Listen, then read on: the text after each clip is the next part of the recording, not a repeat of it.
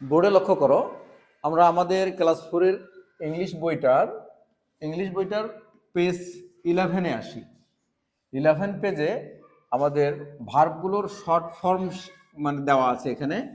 হ্যাঁ, এই শর্ট ফর্মটা কিন্তু খুবই কি আমাদের কথা বলার জন্য, বলার ক্ষেত্রে এটা খুবই মানে আমাদের কথাতে স্মার্টনেস আনবে। ঠিক আছে, আমরা এভাবে লং ফর্মে না বলে আমরা শর্ট ফর্মে বলবো। ঠিক আছে, যেমন দেখো হাউ ইজ, আমরা না বলে আমরা বলি না যে how is he, how is she, এটা না বলে হাউ ইজটাকে আমরা হাউস কি বলবো বলো তো?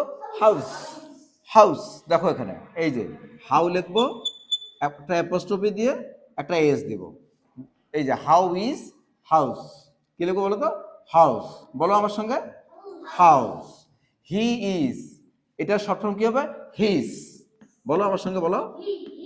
এই যে হিজ, এটা হাউ ইজ লং ফর্ম আর হাউস হচ্ছে short form. He is long form, he's হচ্ছে শর্ট ফর্ম। শি ইজ, এটা কি লিখবো বলো তো? শিজ। অ্যাপোস্ট্রফি দিয়ে জাস্ট একটা S. Okay. It is, it is এর শর্ট ফর্ম হচ্ছে ইটস, কি লিখবো বলো তো? এই যে ইটস। দে আর, দে আর, এখানে দে লিখবো আগে। দেখো প্রথম ওয়ার্ডটা পুরোটাই লিখবো, অ্যাপোস্ট্রফি দিয়ে আর ই দিব, দেয়ার, দেয়ার। ওকে। এরপর দেখো উই আর, আমরা এখানে উই লিখবো, অ্যাপোস্ট্রফি দিয়ে আর ই লিখবো, উইয়ার, উইয়ার, উইয়ার। আমার সঙ্গে বলো, উইয়ার। হাউ আর, এখানে হাউ লিখবো, হাউ লিখে অ্যাপোস্ট্রফি দিয়ে আর ই দিব, হাওয়ার, হাওয়ার। আমার সঙ্গে বলো, হাওয়ার। আই উইল, এখানে আই লিখবো, অ্যাপোস্ট্রফি দিয়ে একটা এল, দুইটা এল দিব, আইল, আইল।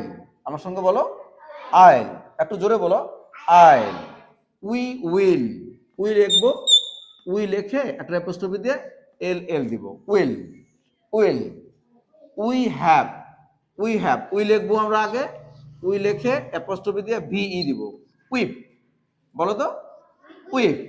আচ্ছা you are, you are, you লেখো, ইউ লিখে অ্যাপোস্ট্রফি দিয়ে আর ই দেব, ইয়র, ইয়র। কি বলো আমার সঙ্গে?